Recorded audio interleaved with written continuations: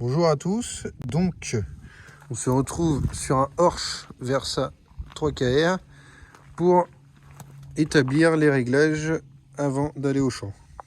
En premier lieu, donc, on se réfère au tableau de réglage. Ici, c'est la semence qu'on veut mettre dans le semoir. Le PMG, donc poids de 1000 grains, ça c'est indiqué sur les sacs de semences. Donc là actuellement je suis sur de l'orge avec un PMG inférieur à 45. Donc tout ça, bon bah c'est juste uniquement pour le positionnement du clapet de fond. Donc le clapet de fond, c'est la manette qui est ici. Donc nous, vu qu'on est inférieur à 45, on se met sur le repère 2. Après le rapport de roue dentée, donc c'est 1 à 2. Donc nous sur du colza, on était petit pignon devant, grand pignon derrière. Je l'ai laissé comme ça vis-à-vis de l'essai de débit. Je vais vous montrer tout ça après. Donc du coup, positionnement du clapet de fond. Donc on est bien sur le repère 2. Ensuite, on va se retrouver derrière. L'étape suivante, donc la roue de semis. Alors ici, on se retrouve à l'arrière du semoir. On a donc sur chaque élément une languette rouge et une languette noire. Donc partout c'est écrit normal et sur la petite graine comme le colza c'est écrit fine. Donc la roue de semi fine c'est le réglage avec la languette noire et la roue de semi normale c'est la rouge. Alors vous avez deux repères A et B. Donc nous on est sur la roue de semi normale. Donc après le colza j'ai fermé la trappe noire. Et la trappe rouge, je l'ai mis sur le repère B, comme ici, parce que la graine d'orge elle est légèrement plus grosse que la graine de blé. Donc, repère B, et ceci sur toute la longueur du semoir. Petite notion, ici, nous avons arbre d'agitateur, on. Nous étions sur du colza précédemment, il était sur off. L'arbre d'agitateur, comme on le règle, il suffit d'enlever la goupille ici. On dépose la cale, il faut déposer le pignon et là derrière remettre le pignon derrière qui est entraîné par celui-là. Donc il n'y était pas au colza car si on regarde les réglages du colza on est sur off et là donc sur de l'orge on est sur on. Donc j'ai réinséré le pignon ce qui permet à l'agitation d'être entraîné. Avant de procéder à l'essai de débit il faut donc régler les manettes. Donc ici, essai de débit, la manette de droite en bas.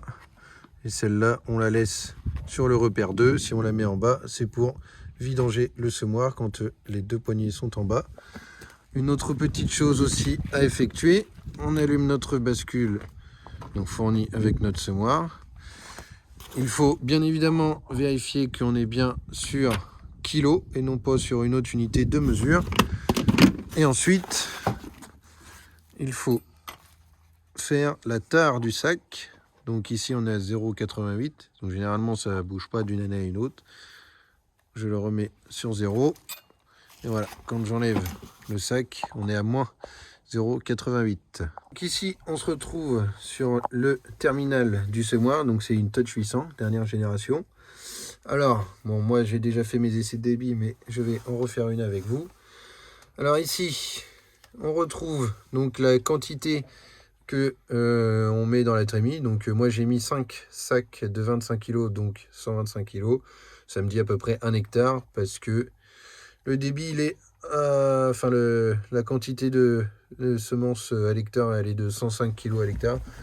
Donc on va faire un peu plus d'un hectare, mais voilà, globalement c'est un peu l'idée. Donc afin de réaliser l'essai de débit, je clique ici, je rentre ma quantité que je veux semer, donc 105 kg. Ici les 125 c'est ce qu'on a mis dans la trémie. Alors ensuite donc je clique sur mes 105 kg, je valide, je viens ici dans le menu du doseur, donc j'ai bien ma consigne de 105 kg, donc vitesse mini, vitesse maxi. Alors là normalement la valeur ici elle n'est pas du tout réelle, celle qu'on va obtenir après. Donc je clique sur validé. Le petit message d'information qui vous dit qu'il faut aller actionner l'interrupteur. Donc maintenant, ça se repasse en bas.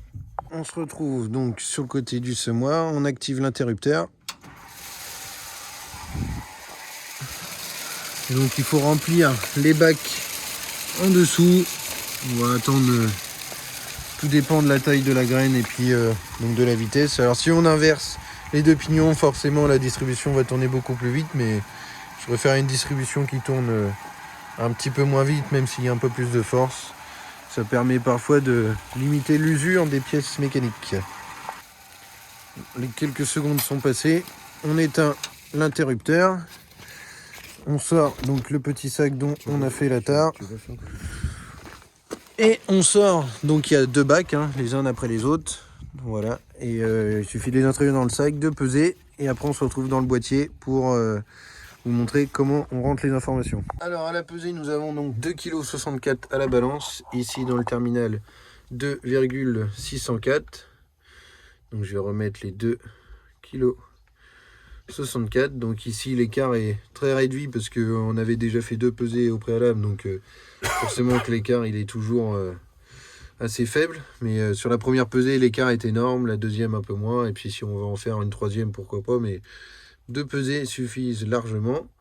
Donc ici j'aurai ma vitesse mini, ma vitesse maxi, le régime de rotation de la distribution. Donc là je valide d'enregistrer les modifications, oui.